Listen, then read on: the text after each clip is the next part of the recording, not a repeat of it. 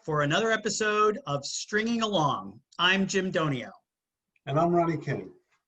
This week, we begin a three-part series entitled Anatomy of a Theme. Part one is tonight, Just Picture It. And we are really thrilled to welcome a panel of talented designers and costumers, including James May, David Rigler, and Sean Graser. Hi guys, how is everybody tonight? Fine, Jim. Thank you for having me. Great to have you as well. Hey David, how's the weather down in Florida tonight? Surprisingly chilly, not Philly chilly, but it's pretty cold. It's yeah, snowing here, Dave. we had snow flurries yesterday, and Sean's got snow in the background. Yeah. You see that behind Sean? You see that going on behind Sean there? That's exactly why I'm going where Dave is in about 5 to 7 years. Festive. Get out of here. So now everyone knows everyone. David, Sean, you all know each other, right? Yes. Cool. Well, it's great to have you all. This is going to be a fun conversation.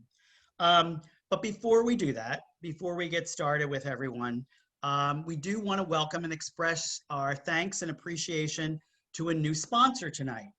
The new sponsor is Mcs Residential Contractors and its president, string band veteran Greg Meisinger. MCS provides excellence in pre-construction, design development, construction, and quality controlled services. They will work within your budget and follow proper safety procedures while doing so in a professional manner to deliver the best final product that they can for you. You can contact them at the number that's coming up right now on your screen. Estimates are free. They are licensed and insured, and all staff are OSHA Hour 30 trained. So thank you so much, MCS. We're thrilled to have you as a new sponsor for Stringing Along. Ron? Thank you very much, Greg. We really appreciate your benevolence toward what we're doing and everything. We really thank you a lot. And we are looking forward to having a very informal discussion, but lively, and talking about the things that we have all done. Now you're looking at Mr. Dave Wrigler, you're looking at Mr. Sean Graser, and you're looking at the legendary James May costumer. But Jim and I also have experience in designing for our respective clubs. For me, that's many. And for Jim, it was Hegeman String Band. So we're going to get into talking about that. And we just also want to mention, you know, of course, there are other costumers, and of course, there are other designers, and they are amazing people in their own right. We're talking about people like Dave Nijinsky, Al DeBono, Chick Veazey, Ben and Bob of Philadelphia Costume Company, Carl and Mary Braun, Jimmy Buck. Now, when you're talking about designers, you're talking about Russ Fama, Ed Perchacchi, Mel Slack, Brian Passanati, and of course, the legendary and the one who I was just speaking to a couple of hours ago. I called him the father of all string band and mummer designs, Mr. Bob Finnegan. I have idolized this guy ever since the first time I picked up a pencil or a marker to draw a string band costume. It was always, what did Bob do? And I would look at his material and see what he did, and I tried to emulate him. In fact, I would call Bob on the phone at some points and say, Bob, what kind of equipment do you use here or there? And he would tell me, and I would go out and purchase it, and that's what I was using. So Bob has an incredible 60 years. Think about that. This parade's only 122 years old. He's got 60 years of designing in this parade. Now combined, I know that this is about string band, but combined, he has, between the brigades and the string band, 54 first prizes, 54. Jim has none, none. Right? Okay, anyway, I'm sorry, Jim, I had to. I set it up, and you know what, Jim? I'm talking a little bit better because my dentist told me to remove my Invisaligns, and I just want you to see who he is. This is my dentist. I can see that. No. Good thing. because that was really getting on my nerves. So, So yeah, my dentist is Herbie from Rudolph the Red-Nosed Reindeer. But back to Bob Finnegan. I was surprised to find out who his favorites are. And his favorites in the string bands, for all the designs that he's done, think about it, all these bands and all these years, his two favorite, Furco's Silly Symphony. Stands to reason. We heard from Tom King that Silly Symphony theme was on the books for quite a few years before they pulled the trigger on it. And then the other one was Copa Banana. So now James May did Silly Symphony and Chick Veazey did Copa Banana. Along with those accomplishments in Bob's long career with designing, he's also been very innovative. He's done some things that people don't even know he did. When he designed one of his first themes way back in 1960 for Polish American String Band, they did Zigfield Follies. And Bob created this back piece that was three-dimensional to make it look like the hair was really coming forward from the person that was wearing the costume. You know, back in Zigfield Follies, they wore these big plumed feathered hair things, beautiful stuff. Bob also did something for the Woodland, or not the Woodland String Band, I'm sorry, for the Trilby String Band. We did a theme in 1993 called Tiny Talent Theater, and it was Bob's theme because he had this one idea that he was dying to get somebody to use, and it was no plumes. Go back and look at that theme. I should have selected it, maybe not, I don't know. But go back and look at that theme. The back pieces are encircled, not in feathers, but in balloons. So it was really cool idea. The only thing that was scary was walking up the street, you heard them popping all the way. We had extras, so we were safe. So that's so great. I just want to tell you that Bob Finnegan is doing well, but you know, we had a long talk. He sends his regards and really appreciates what we're doing here. He has been watching. Oh, that's great. Yeah, you know, speaking for myself, I also was quite inspired by him because at the time that I started designing at Hegeman, you know, Finnegan's designs were the only designs that I knew of. It was the only person I knew of that you could, you know, want to aspire to be like. So if you're watching, Bob, hopefully you're watching this show. So we're all saying hi to you. We hope you're doing well. We miss you. You know, you're the best. That's all that we can say. So thank you so much. Okay, so we're going to start to hear from everyone else about a bunch of different things. So we're going to start off with, each of you are going to tell us about how you got started, not as a designer yet, but how did you get started in the mummers? What's your mummers background? David, we'll start with you. Hi, everyone. Thank you so much for having me on this panel. You know, and hi to Sean and to Jim. I've collaborated with them both over the years, so it's you know, it's an honor to be on the panel with them. As far as the Mummers Parade, I guess just like everybody else, my dad did it. It was a family thing, and he had me join in the Fancy Brigades when I was in kindergarten. And I had been in 15 Fancy Brigade presentations. I actually never performed with a string band, but I'm a Fancy Brigade kid. My first three were with the Alpha Brigade way back when, and then Saturnalian, and my last one with the Shooters. Cool. So how old were you when you said you were in kindergarten for the first ones? It was like 5 or 6, yeah. Wow, wow. That's great. Right, so the interesting story about that is that I think their theme was Showboat, and it was my first parade, but it wasn't the first time I went around City Hall because apparently I fell asleep in the car, and I woke up after the show was over. So I didn't quite make it. I tuckered out, but the next year, all the way in front of the judges. You were there. You were there.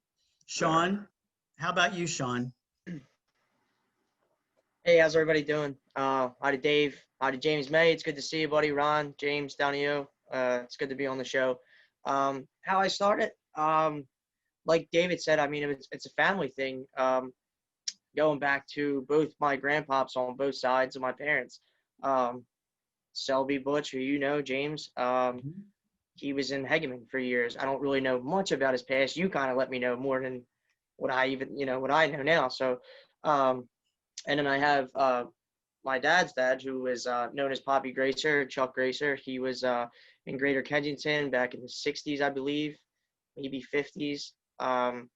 So just being raised in it, pretty much, moving up. I have 4 brothers who were raised in it. And I joined string bands because that's where the family was. They weren't nowhere else. Everybody was in the string bands. So, I have 4 older brothers, and we all had to pick an instrument. And believe it or not, my dad was a drummer, and we all wanted to play drums. Like every little kid wants to play drums, So my dad said, "No, you can't be a drummer in every band, or I can't have 5 kids playing drums in just one band." So, they took saxes, and there was percussion players, and then I just chose banjo because I didn't see a lot of young kids playing banjo when I was growing up. I'm only 27, but at the age of 10, there wasn't a lot of 10-year-olds walking around with banjos in their hands. So that's how I got into it. And like I said, it just started from family, from pretty much like ground zero, So. So how old were you? And you've only ever been in Quaker City? No, I was in 3 bands. My first suit, believe it or not, was in Avalon, but I started out in Woodland as a non-player. We called them marshals, non-players. I think I was 9 or 7, around there, 7 or 9. It was 2002. That was my first year. So I was a non-player, and then 2005 was my first year in costume, which I think I was 10 years old. Obviously, passing a test in banjo and going up with the Avalon String Band in 05. And I was also in Woodland, and then I finally kind of found my home at Quaker City. I've been there for 10 years, going on 11 years now. So, Great. playing banjo. So, yeah. Thank you. Yeah, I love it, man. I've always been a string band guy, so. Cool. And James, Jimmy, May, most of us are wondering, were you ever actually, we know you as a designer and a costumer, but were you ever actually we know you march in the parade alongside of your bands that you do and the captains that you do to make sure everything goes well, but were you ever just a mummer yourself? I guess I was a junior in high school, or maybe a sophomore, and a gentleman by the name of Ray Dormer was the captain of a brigade called Wheeler Fancy Brigade. You folks probably never heard of it. But that was the first costume that I made, and they went up Broad Street, and I suited up with them. The theme was Deep Purple. So that's how I got on Broad Street the very first time, and that was 1960. Wow. Then there was a costumer named Lucy. Lucy, yeah. Right. And I got a call from Ray Dormer again, and he said, the Durning String Band needs a costumer. This is September of 1972. He said, would you be willing to make their costumes? I said, yeah. I said, my girls at the shop are usually laid off from October. And I said to them, would you like to help me make a string band? And they said, yes, rather than sign up for unemployment, we'll do it. The theme was Stars in Your Eyes. I went up to the club with a pad and pencil, did a pencil sketch. They said, okay, we'll love it. What's the price, naturally? So that was the first time in many years that the Durning String Band took 4th place and first place captain in the association with Link Gardner. Yes, I just watched it. The other night. I always loved that theme and always loved that year because Palmyra finished first, and Charlie Malner was actually the first prize captain. But because it was a non-association, then Link Gardner moved up, so he became the first prize. So from then on, when I made that first costume, what I did in the bridal business, I incorporated kind of like a lady's skirt at the bottom of the pants, which swayed when they walked. Mm. So it took the name of the Jimmy May sway. When the guys come in, they'd say, "We want the Jimmy May sway." So then it was from then on with Harrowgate, and then I did Harrowgate. I think that the first band that ever did dancing on suitcases. Yeah, and we're going to talk about that. We're going to show that one shortly. So let's just move on now. You've answered the second question, which is how did you get started with design or costuming? So let's move over to David then and have him answer that question. So you're a brigade kid. You fell asleep in the car, but then you came back after that. Right. Yeah. So that was Alpha. Then we went to Saturnalian, and Dave Mazinski was the captain, and that was not going to happen under his watch for sure. But growing up in the Mummers Parade, you all know that every club or band has a small group of people who are especially good at the mummer arts, and then within that group there's typically one person who just really is a high-end craftsperson when it comes to that stuff. And for Saturnalian, it was a gentleman by the name of Bill Copes, who unfortunately is no longer with us, but he taught me really everything that I know about making a mummer costume and mummer props. And was really, patient and kind with his time. And I still use a lot of those techniques today, right, on how to, in the theater world, and how to put stuff together. So I'm really, grateful for that. But then, he gave me kind of this love for the craft of it. And it wasn't really until I was in high school that I realized that people can do this for a living. So, that was when I found out there was a theater club. And so when I went to high school, I joined that and tried acting for a little bit. That was not as successful as I would have hoped. So I found a place in the tech crew, building scenery and helping with costumes. And then it's still, right? It's just a fun thing to do. It's not really a job, right? And then I think when I was a junior in high school, I saw the national tour of the Who's Tommy at the Forest Theater in Philly. And it was the first time I really saw a playbill, and I was like, these are jobs. People have this. People do this for a living. And it's that's where I kind of put everything together, the mum arts and theater, and really figured out that this is the path that I want to take and what I want to do for a living. And then the rest, is, I went to school, went to New York, and then got to do some really extraordinary things. And now, even though I was a mummer for so long, now I'm the theater guy in the Mummers Parade. So, I've kind of embraced that tag, and hopefully I've had some influence on what this parade looks like. That's great. So Sean, how do you come to design? How do you come to, now you mentioned your grandfather, Butch Robeson, Selby Butch Robeson, who is, very special to me. And I'll talk about him a little bit later, but feels like this is an apple doesn't fall far from the tree. You picked up the gene from him, even though you don't know much about it, but how does Sean Graser become Sean Graser Designs? How does that happen? Yeah, it's funny. And you guys might laugh at this. So I was drawing at a young age, maybe third grade, just drawing. But obviously being in the Mummers and seeing it, it was more or less like David had his thing, and we're a guy in their club. He's seen how he did his thing, and he grew from that. It was when my dad put his costume on New Year's Day. When I seen, because I was growing up, my dad was in Woodland. I seen them guys walk out the door, and the colors, the feathers, just wondering like, how did that connect? Where did it come from? And I really, honestly, it was just a visual thing. And so I would go home at the age of 7, 8, 9 and draw these they weren't by any means great. You know what I mean? They were just doodles. And then my brothers would ask me to draw them pictures of costumes like they were thinking, just to submit, to give to a club, because they were all older than me. And I'm like, yeah, sure, you know. And then people started seeing it. And Ron, you were one of them, actually. This was in 2010, but that was a little further along. But yeah, that's pretty much just it. Like, I just, the love for it, just seeing the colors on the costumes and say, I want to go home and draw that. Like, maybe I think I might have started out drawing what I saw.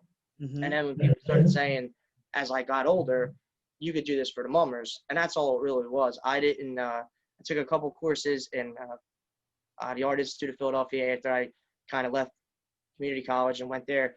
But I just didn't want to do the school thing. And I kind of just embraced the mummers effect of it. So And you just that's kind of what I got to, yeah. And just like at a, go ahead. just at a certain point, you just, I mean, you obviously developed technique, because your designs are, people are going to see as we move along with the show.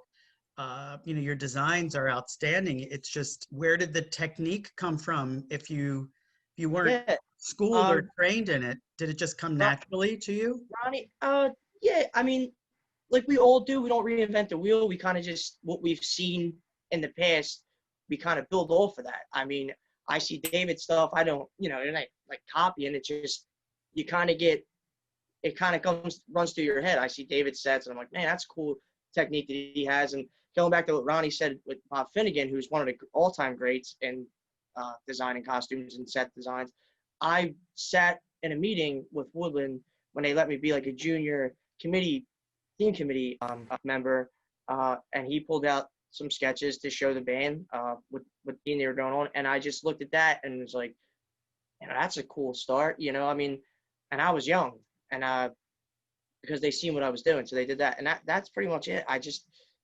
And then I follow other designers, Bob Mackey, those professional designers that do that, John and all that stuff. And then there's new fashion designers, Hayden Williams, all that people, where I kind of just see what they do in them technique-wise, using the certain materials, how you make, fabric look like fabric on paper, even though sometimes you don't have to be that detailed when you take it to a customer, but it does help them tremendously when they look at it and go, oh, I know what you're doing there. I see that. So, yeah, it's just, again, not reinventing the wheel, just taking what I see and then pushing it from within me, pushing it on paper, and that's kind of what I do, Cool. I mean, I will say I actually on there with about developing technique. I mean, when I went to school and then came back and tried to be a mummers designer, I mean, my scale was very theatery, right? I wasn't drawing what they call mum bodies, and so I had a kind of a very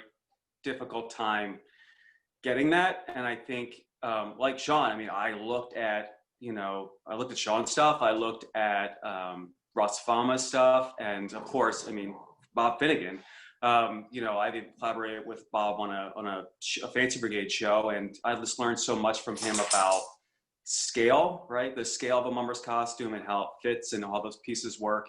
And how to use Bob, oh my God, like his use of colors is extraordinary. It's really something that I try to, even now I'm like, what would Bob do? What would Bob do? And I try to think of, outside the box and how to use color in an effective way. But yeah, I mean, I think we all look at each other's stuff and kind of see, like, especially me, like it helps me with like to draw a mummer face, right? And a mummer body, to see how, the scale that, Russ and Sean are doing, and then with, what Bob did. And, and it helps me because, quite frankly, that's what, in the same vein of like not reinventing the wheel, like that is what the theme committees are used to seeing. And so it is actually helpful to not go so off the rails with a different style. It really helps the process go a little smoother, for sure. Yeah. So I think we want to just kind of do a quick answers so people get a sense of the groups that you have worked with or designed for. So can we kind of just quickly do, David, so what bands have you done? Just give us a list.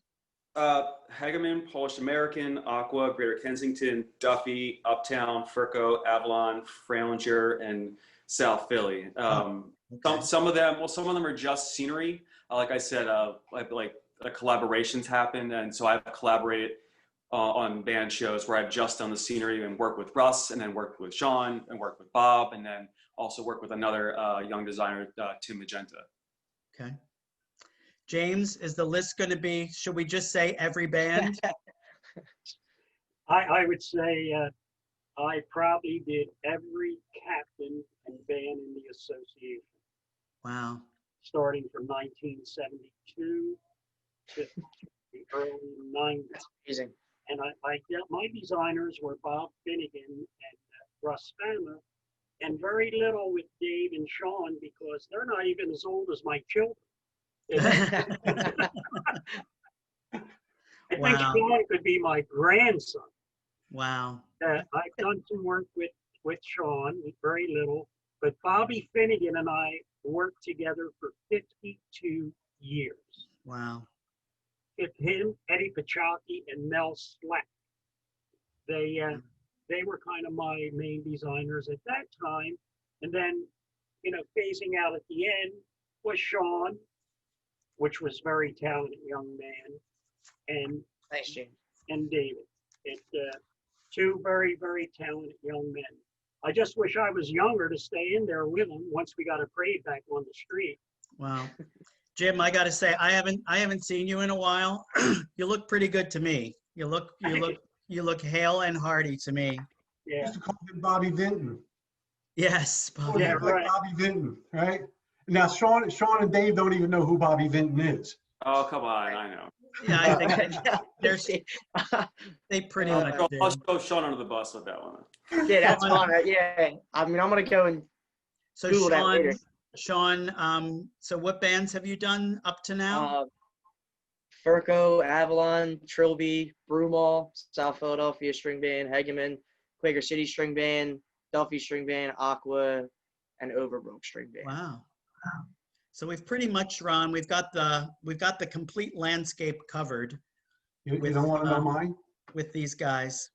Yeah, go ahead. You can answer yours. And you only said I had every one. band that I You every only band said I that I had have a one. jacket for.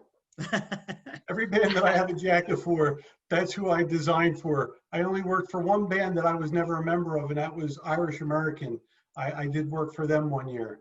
What were the ones? Give us the list.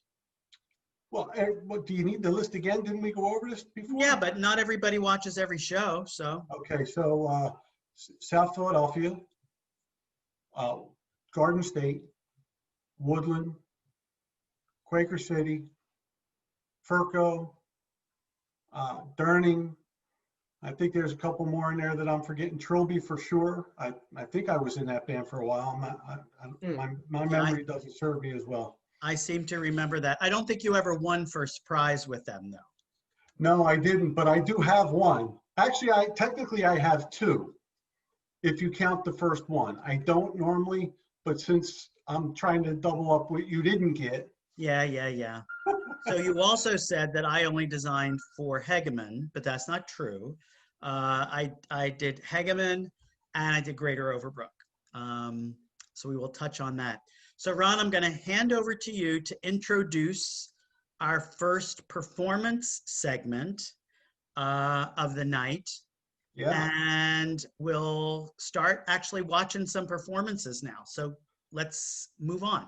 So this is pretty interesting, the way we do this. I love this format because the first week of the show, it was just Jim and I picking themes that, actually the first couple of weeks, that we thought went with our show, went with our program, whatever we were discussing. And then when we had guests on, when we had Bill Bowen and Tom King, and then the girls last week, we asked them to select a theme. And we're asking you guys to do the same thing. You've selected a theme that you've designed and you've built.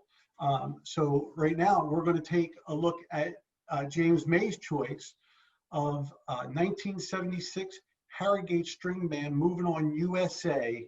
Check this out.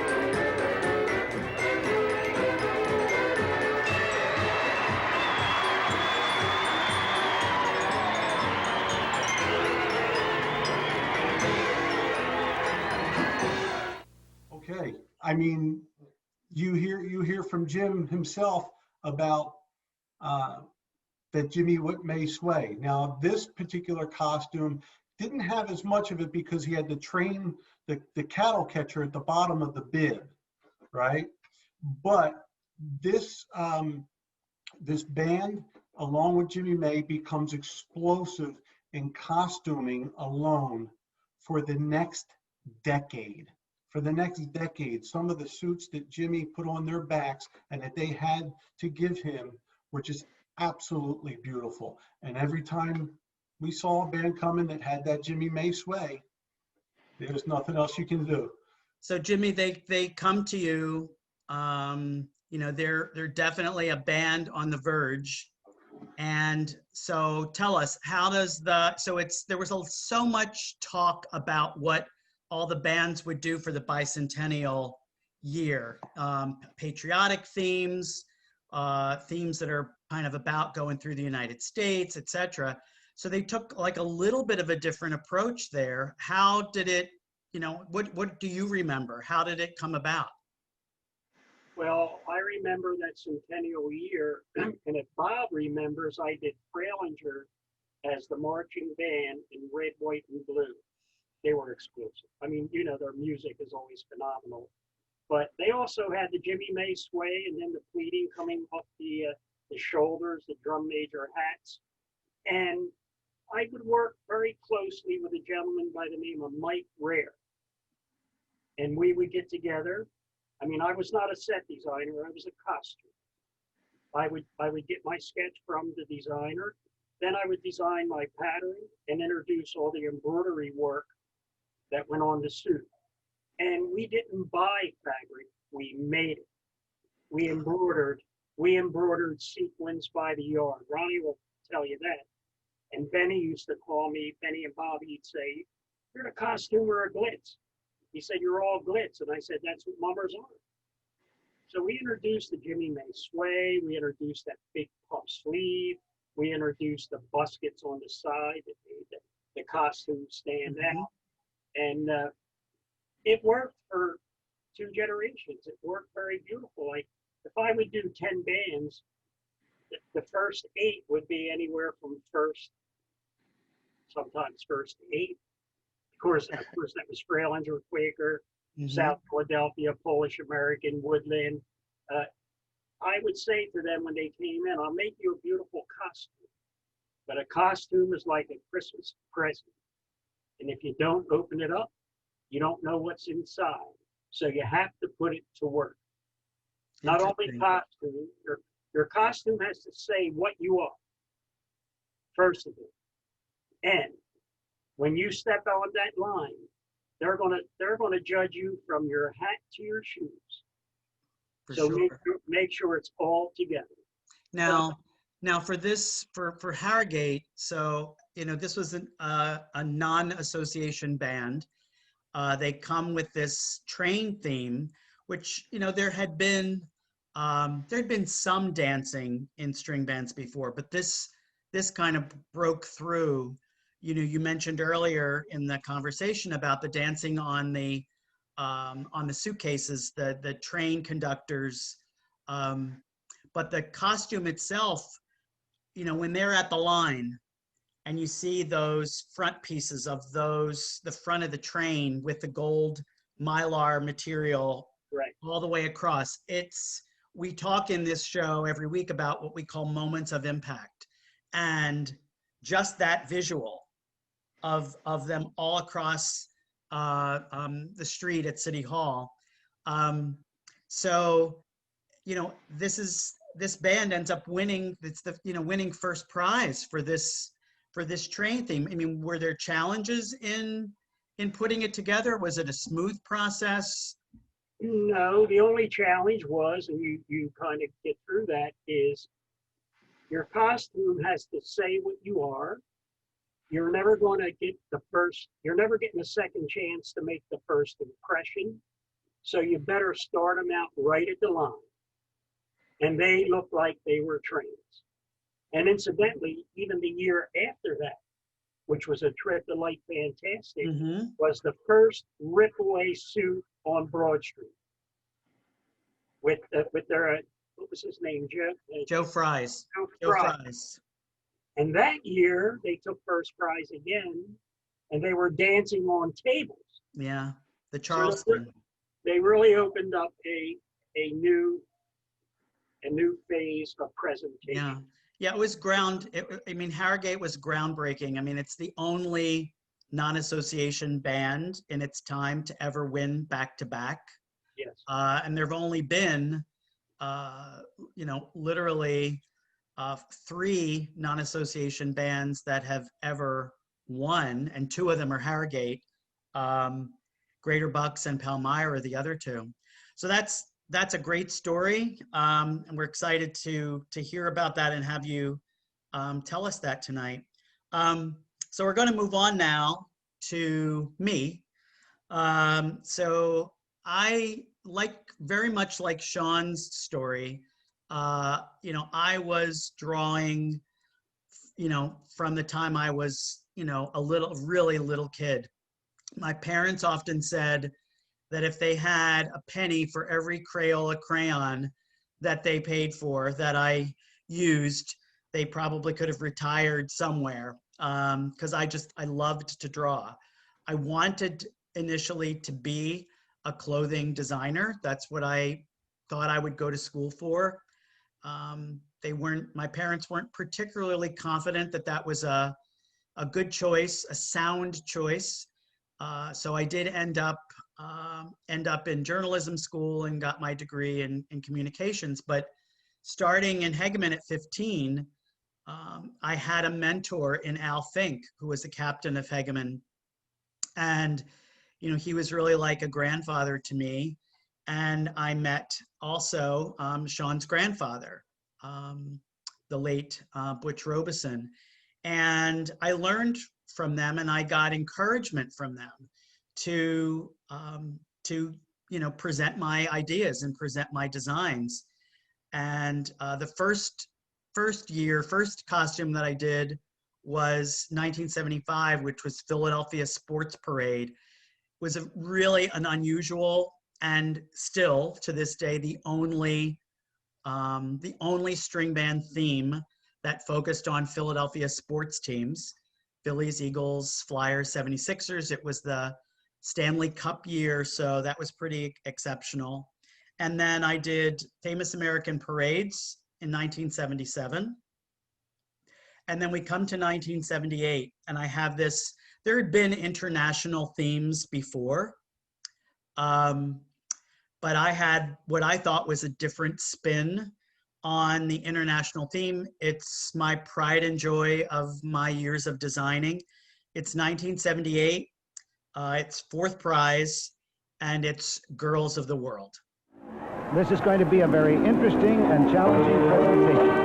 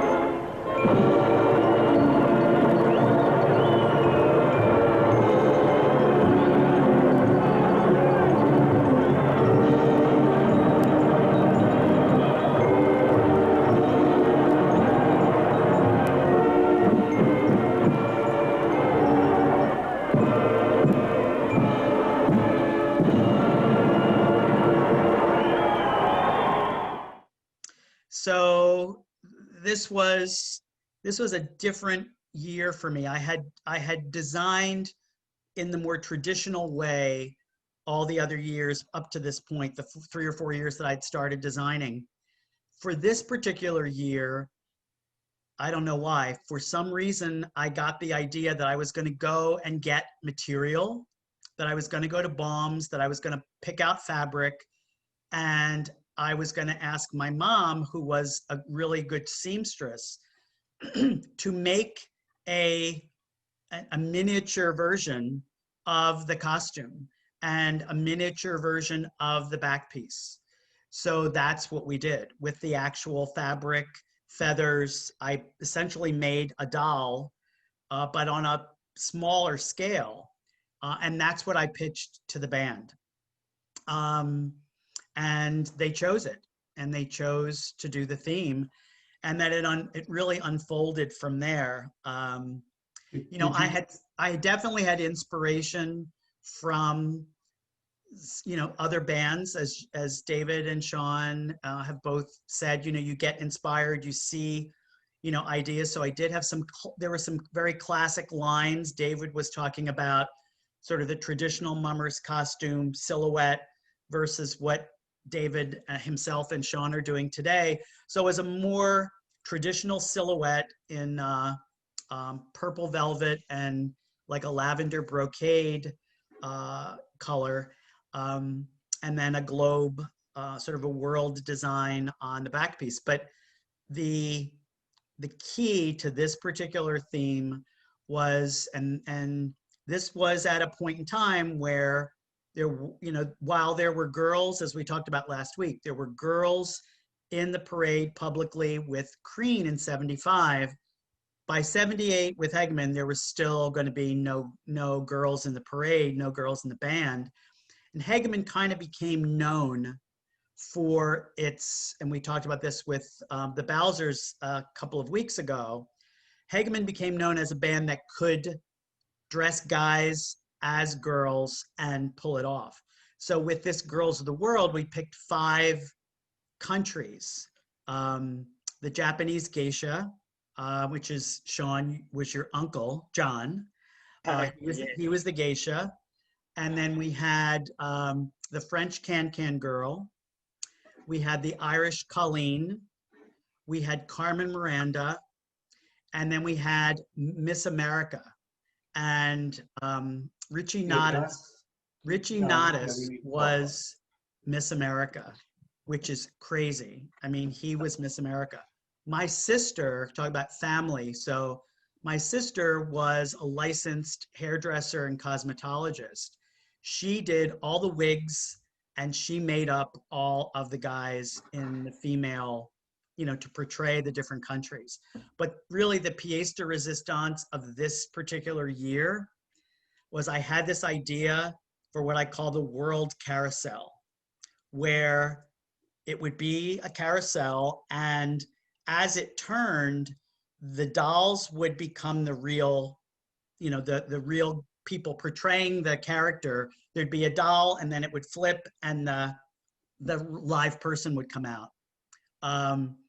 And Sean, your grandfather and I, boy, you know, we fought a lot over creating that and having it actually be what I had in my head. And this is what I know all of us have this challenge, is that we know what we have in our head. We know what we're putting on paper.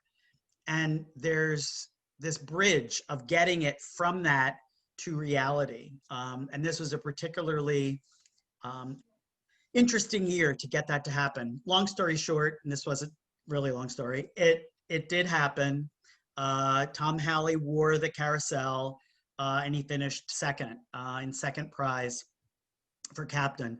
It was a really special year. And, you know, when I look back on it, like just seeing it now again, it's just really special. It's really, really special to me.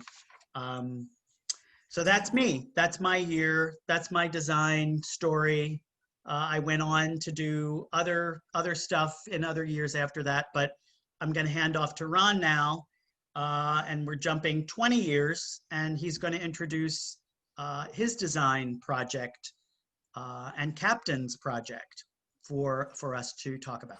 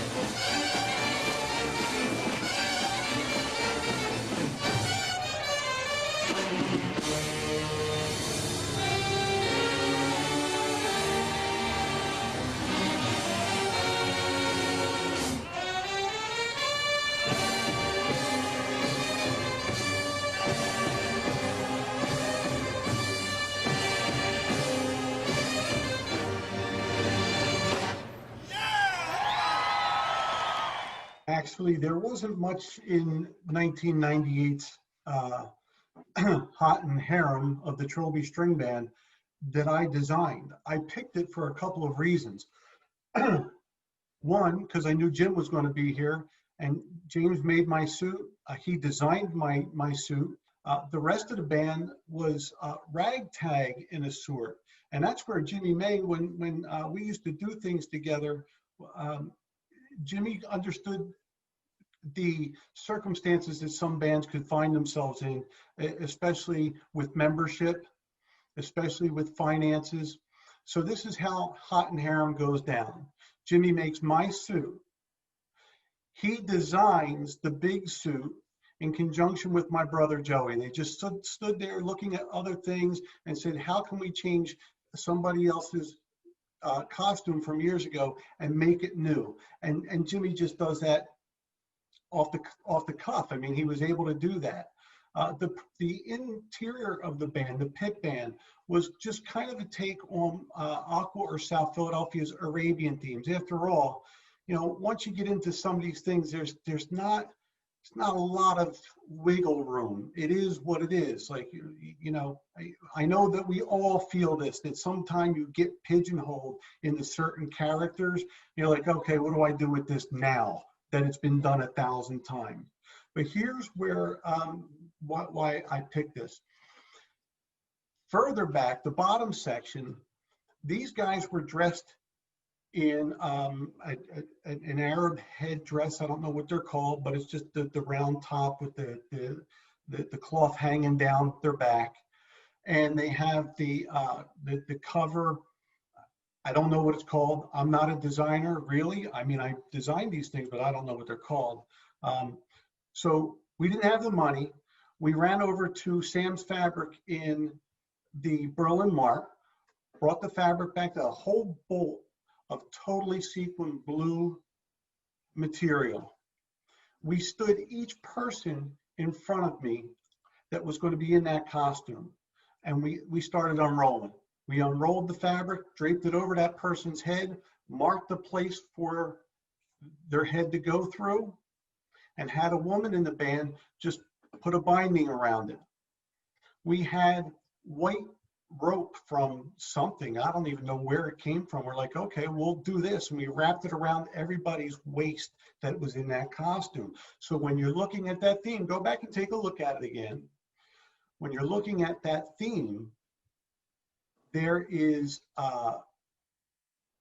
white jogging pants and jogging shirts, sweatshirts underneath of it. And damn if the judge didn't turn around and say, I wish you had more of those costumes. They're really pretty. They cost $60 a piece. And then just to add insult to injury, off to the left, you never really see it on TV. We had an orchestra, right? A setting, a stage setting, and it was a snake pit. Get it? Orchestra pit, snake pit. I designed these cobra heads as back pieces. There was no suit for them. So we did the John Pignotti thing that he's famous for. We went to Rochester's. In fact, we didn't even go to Rochester's. John Pignotti had some white tuxedos left over from Hot in Harlem, and he gave them to us. And that's how we put that band on the street. Sometimes it's just the way you have to do things. Sometimes you don't have a budget. Sometimes you don't have the money. But this is what I learned from James May and Ben and Bob. I used to work for Ben and Bob when I was a kid with my father. My father worked there for years. Ben and Bob knew how to make clothing well. They did restoration clothing or time period clothing, Civil War reenactment, 18th century, 19th century stuff. Beautiful clothing, theatrical stuff, which would be right down the alley of Dave, right? They believed they could put bands on the street with little to no sequin, and they did. Go back and look at Furco's Tin Pan Alley, no sequin. South Philadelphia's Toy Soldiers on Parade, no sequin. It was all in the color. And it always struck me that they didn't do that. But I was down in Disney World watching these parades. They don't have a lot of glitz on their costume. It's all about the fabric choices and the coloring. It's amazing. And it blew my mind. It just blew my mind. Whereas Jimmy, come on, man, he turned coal into diamonds. You know, we were wearing satin fabrics with just little things, you know, sewn to it. And we were wearing nice suits and abstract costumes. Back in those days, I mean, you know, you're seeing this big Polish American costume from, I think, 74, 75, where he did the 50s, a beautiful white costume with just red embellishments on it. It didn't mean anything. It wasn't anything. You couldn't say he was a cowboy or he was, you know, an Indian or whatever the case might be. It was just an abstract, beautiful, what we call a mummer's costume. But then characters come back in some point and you get designers after a while, like Sean and Dave. Now, first of all, I've known Sean for a long time. Not only is he a great designer, I mean, He's a fabulous banjo player, but we're not here for music. That's next week. He showed me his stuff, and I was like, wow, I mean, where did this come from? Because he's quiet. Usually he's quiet, and I was blown away by his stuff. And when he posts his stuff, I'm all over it. Dave has what we've already talked about, what Dave mentioned, what you said, Jim. He's got the theater background, so his scale is different. He's not designing for 5'8" mummers that are 200 pounds. He's designing for real men and women dancing on stage and acting on stage. And he brings something to this design table that I haven't seen before. And I love his design work. Now that I've seen it up close and personal in Hegeman's Undersea theme that they just did not too long ago, and especially in the Golden Gala, and the last couple of Duffy things were I just stood on the street and I was just amazed. Well, that's now a good, yeah, that's a really good, really good segue. So we did just talk about 1998 with the Hot and Harem, and now 2 more decades are going to pass by. So here we are now with Dave Wrigler, and he has picked his partnership with, as Ron said, Duffy from 2018. It's going to be Whiz Wit. Let's take a look.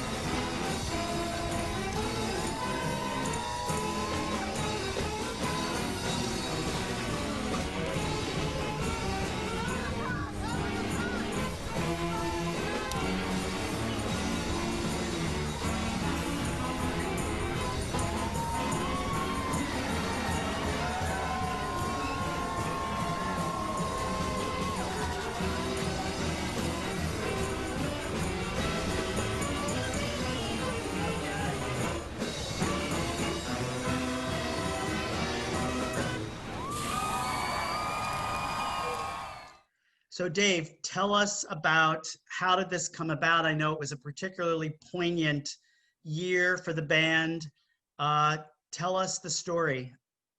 Yeah, I mean, so that was my first year working with Duffy. I think for several years before that, they were actually buying costumes from a fancy brigade, which I think was a great benefit financially, but was I kind of put them in a tough spot when it came to drill design and presentation because they're limited, right? They're very locked into what those numbers and looks are.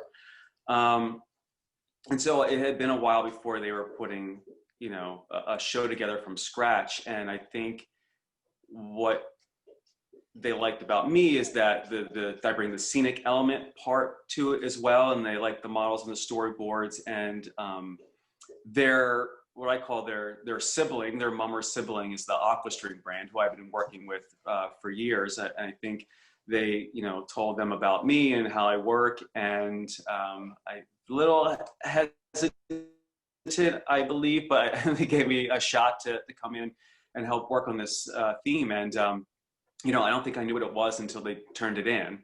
And I was horrified right from the beginning because, you know, with the Wizard of Oz theme, it's a very quick slippery slope to make it look campy or like a joke. And it was something very specifically that I was conscious of and didn't want to do. And so the beginning stages of brainstorming were extensive. And like, how do we really do this? And I think for me, I really go against the mummer green of how to put together a show. Typically mummers, you know, bands and brigades will think of like little moments or little prop things or little sections of the show where they call gimmicks. And they'll just have like 1,000 of them on a table and then try to create a show. And I'm the opposite way. I like to think generically, think of like overall arc, overall concept, and then work inward. And then, you know, refine and refine and refine. And so it's a very hard thing to grasp for mummers sometimes, but I think the way I work and the way I kind of visually present it with research and then storyboards, and then into a model, it's a little easier to handle because they're seeing it tangibly. It's not just ideas whizzing through the air. No pun intended, but it works. So I think we had a, you know, a really great show right there. And as far as the show is concerned, I think, you know, I benefited a lot from my years working with Todd Marcacci at Hegeman, and then John Keane, who kind of runs the Judges Symposium. And I think both have taught me a lot about the vocabulary of the judges and how they look at it. And then I have my theater background, then combined it with mummers. And so it was this, you know, potpourri of things I was able to offer. But as far as for the show, my I think two successful parts, I think where there's a moment where the Winkies come out, like the musical key changes, it goes a little darker, the panels turn around, you go into the forest, and the Winkies present. For the longest time, like almost towards the end of the process, that wasn't even the show. It was all very happy Wizard of Ozzy. And then I think we discovered musically there wasn't enough time, right? We didn't have enough music to work. And we spent like weeks just like, let's stretch this area and let's stretch this part and let's stretch this part. And finally I was like, no, let's add a part, let's add. I can, you know, and I was like, and they get very apprehensive, like, you know, like no, we can't add more scenery. I'm like, no, if these just turn around, we paint these, it'll be fine. It's very clear. And I think talking to Todd and John about clarity and continuity of idea and linking up the visuals, I think that's what made that work. And then texture, right? Texture of music, texture of visuals, and how everything was like kind of a one note, you know, on a happy tone, that I think thus gave it a little bit of a nice texture to it, a nice little break in the show, which then led into the poppy scene, which is the other thing that I'm kind of proud of. Again, up until then, like the music had really just been from Wizard of Oz or The Wiz or Wicked. It was again kind of hitting like one note throughout. And I was like, you know, what if we change it up? What if we change it up a little bit here and see if we can throw something else in there? It doesn't have to be all from this source material. And the two things that kind of inspired me were, I mean, back in the 80s, in 1988, you know, sorry, I'm a Fancy Brigade guy. The Shooting Stars did a toy theme called the Land of Make Believe, and I was like, what about that song? That's a great song. Let's try that. I mean, that kind of works. And then at the time, I had been doing some conceptual work with I don't know if you know an artist by the name of Todrick Hall. He was doing his Straight Outta Oz, you know, pop opera or visual album, and so I was doing some work with him on that. And he has this song in the middle called "I Papi," which is a Latin song that he sings as a duet with Nicole Scherzinger. And I was like, we can't use that song. It's not really, it doesn't translate to string band. But what about this vibe, right? What about again, talking about texture and giving some, you know, rounding out the show and giving the judges something else to look at and a different feeling. And I think that also worked in that moment. And I think Duffy is unique too, where also they really featured their percussionists or their bottom line, and like every year they really sort of come forward and do something. So making them the poppies, which is I think probably my favorite costume in the show, really gave them a chance to shine in that moment. And then the band really took to it. I think even the phrase "I Papi" like had become a battle cry right throughout their whole entire year.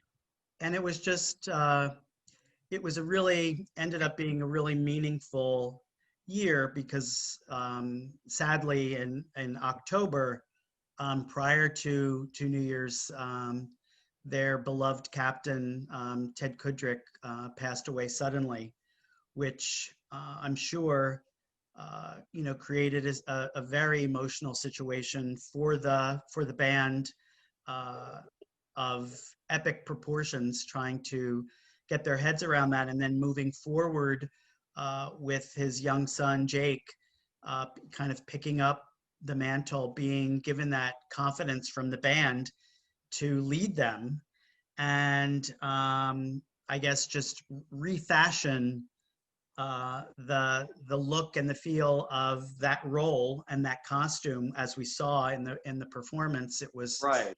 Was pretty extraordinary. Yeah, I mean, that was, I mean, we were developing the show whole time with Teddy, and then so a lot of our talks too were about how to really incorporate Jake in a more successful way, right? Because I think for points wise, there had been, as amazing as it was to watch, there was some, you know, the judges weren't really sure, like, who's the captain, who are we looking at, what am I supposed to be getting from this? So while it wasn't a very extraordinary thing to see them together, I think that as they were moving forward and really wanting to compete, we were trying to really find a way to make that, make Jake's character clearer. So in the original version, you know, of course, Teddy was Professor Marvel, and Jake was actually the mayor of Munchkinville. And so there was the moment in the show where he welcomed him to Munchkinland. And then we kind of see Jake again as the mayor ride in on the horse of many colors, leading you into Oz. Mm-hmm. And so, I mean, so that moment still happened. And so really the transition show-wise wasn't a lot. And that you know, that was I mean, I can't really describe what all that, you know, that moment was, but after that had happened, what I did, I actually drew a completely new design for Jake. It was more so for me, it was my kind of process of sort of getting through that situation. But then Jake, you know, I really actually expected to get used. And then of course, Jake wanted to wear the suit that, mm-hmm. you know, Dad was going to wear on New Year's Day. And I mean, and his performance was extraordinary in and of itself. Just, you know, just looking at it in a bubble. I mean, he is quite a performer, and the show, I think, really benefited from his energy for sure. Absolutely, absolutely. Well, thank you for that. So we're going to move on to Sean. And when we asked him for his choice of what he'd like to feature, no surprise here. We're going with 2020 first prize winners, his work with the South Philadelphia String Band, the 2020 champions, and let's take a look at their performance of Carousel.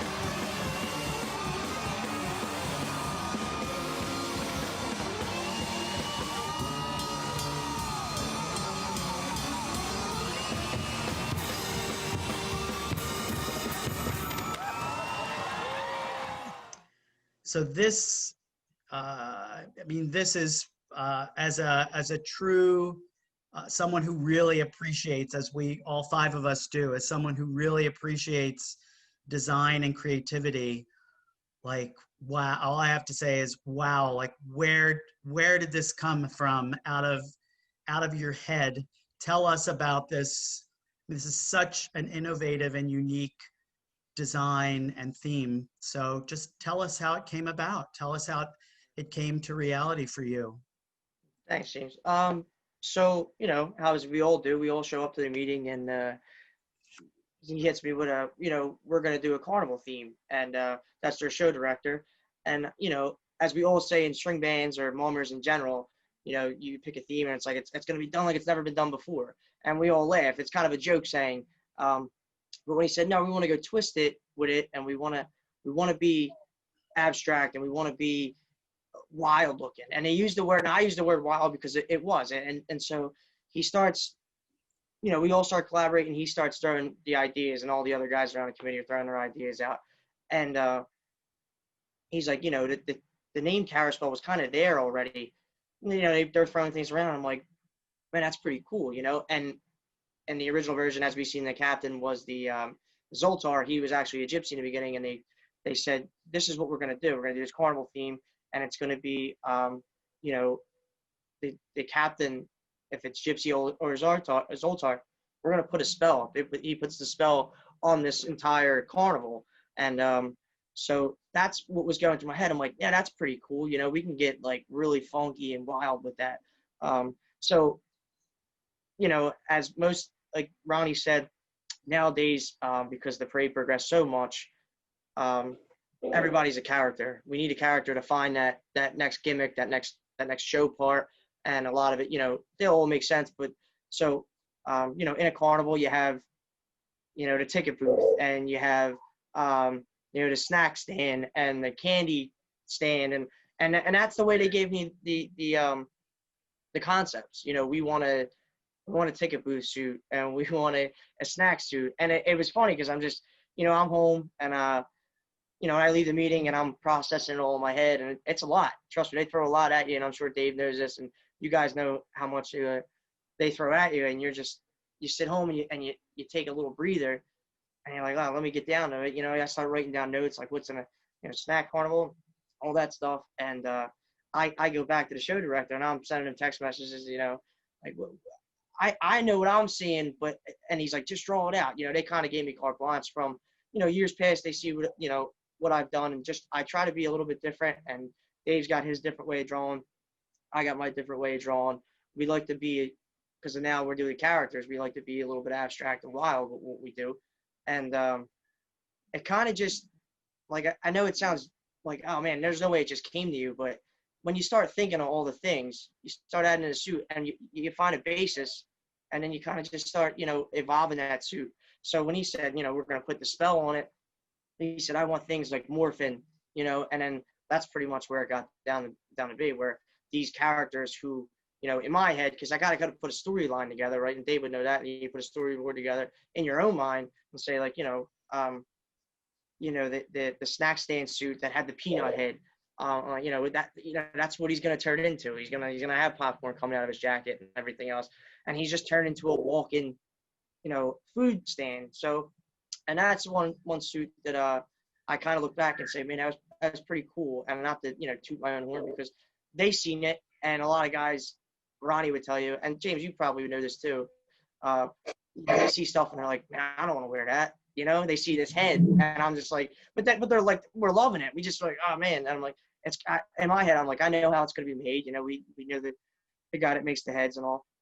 And from there on, when I got done doing the sketches, and showing them and seeing their faces was just like, that's joy, and I'm sure Dave Rigler thinks the same thing. It's like, it's cool, because you're always a little bit nervous to show your stuff, and you start, going through the sketches and telling them why you did something a certain way, and why you went this route, and and why you incorporated this. But a lot of times they're always just like, man, that's awesome.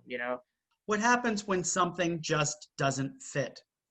What happens when it just doesn't feel comfortable? It doesn't work. The sketch is beautiful, but then you go to put the hat on the person or the jacket on the person, and based on what instrument they have to play, it doesn't fit, it doesn't work right. You know, what's that I've been through that process, but I'm interested to hear from you guys. What's that like, James May? I've never had that, because when I make my pattern, you have to understand the suit has to be functional. Okay. If a man's going to lift his arm up in presentation, you have to have a gusset under the sleeve so he can lift his arm. If he's doing high kicks, you have to have something in the crotch to make sure that it's giving. I've never really had too much of that problem. And whenever we showed our prototypes, the men would explain what they're going to be doing in that suit, and you have to make it function. Mm-hmm. So what about, I know we've talked about in prior shows, the problem component of a suit usually is the hat, because if it's uncomfortable, if it's too heavy, if you can't hear, if vision is obscured, if you can't peripherally see, there must have been instances of that, right? Very little, because that's all worked out on a person in the shop for balance of the hat, to make sure that you could see properly in the hat. And sometimes things had to be done so you could hear. Mm-hmm. So that's all worked out within your pattern and your design of motifs that go on the suit and where you put them. Mm-hmm. And, you know, funny that you bring it up, because the most important thing of a suit at the judge's line is the hat. They start from the hat and go down to your shoes. If you don't impress them with the hat, you've lost a little bit of interest. Yeah. Now I have to say, I'm going to bring up Freilinger, because I'm not a designer. Right? Like Sean and Dave, they're great, and Bobby Finnegan and I worked for years. But Freilinger came in, and I think it was a gesture. Front, Bobby Finnegan, beautiful job, front suit, what have you. The pit band wasn't too. So I called Mike Rarer and I said, Mike, I have an idea. And Jimmy, my sketches were not done like these fellas. They're, you know, I'm a pencil. And then I use my ability with fabrics. Mm-hmm. So I said, Mike, I said, how about if we do a suit that's half red on one side and white on the other? He said, that's a good idea. I said, but now you have to work it out with your presentation. So that was the first split suit that went up the street, and Freilinger really took it down with it. Oh yeah, we did the Jokers Are Wild in our first show of the amazing '80s, and yeah, I mean, that's one that went down in history. That will always be, for sure, definitely. Guys, we could probably go on and on with all of you when you're talking with creative people. You know, for Ron and I, this is this is just a wonderful place to be, to talk about how ideas come into reality for something like the Mummers Parade. Well, as Jim already said, there's not really much to say. James May, you know your history with me and my brother. James May, by the way, for those out there watching who don't know, James May is an award-winning bridal gown designer and manufacturer. He made my sister Elena's bridal gown. You can tell it's beautiful. My wife saw a picture of my sister from her wedding years ago, and she said, who made your sister's gown? James May, because it had that James May puff sleeve on it, like the princess, right? So, James, I love you. I admire you greatly. Always have, always will. Sean, I've known you since you were a baby. And what an amazing young man you've become, and your work is incredible. Dave, I've had the pleasure of talking to you a few times about your work specifically because it caught my eye, and I'm like, wow, who's this new guy? And they're like, oh, well, he came from the brigades. I'm like, well, how did this guy come from the brigades, but he draws this stuff here? This is really great stuff. I love looking at your work because it's new to me, right? It's not same old, same old. There's a lot of new stuff from your perspective. With that, we want to thank you all for your gift of time and sharing your gifts and talents with us. And next week, we're going to be moving along to the Anatomy of a Theme Part 2. Say it with music. I might need your help, Sean, because I don't know if I'm ready for that one. But anyway, say it with music. And we'll talk about the development of song selections and the writing of a show. So please stop back and see us for sure. That's great. Yeah, we're looking forward to that. So before we leave, once again, we want to express our appreciation to our new sponsor, again, Mcs Residential Contractors. Their team is uniquely positioned to help large and small clients, both public and private, while holding the highest standards for responsiveness, fulfilling deadlines, and quality control. The culture at MCS provides a professional image while producing a quality product. You can contact them at the number on your screen. Estimates are free, they're licensed and insured, and all staff are OSHA Hour 30 trained. And with that, we will say so long, and we will see you next time for Stringing Along. Good night, everybody. Good night, Jim. Night. Thank All right, you. guys.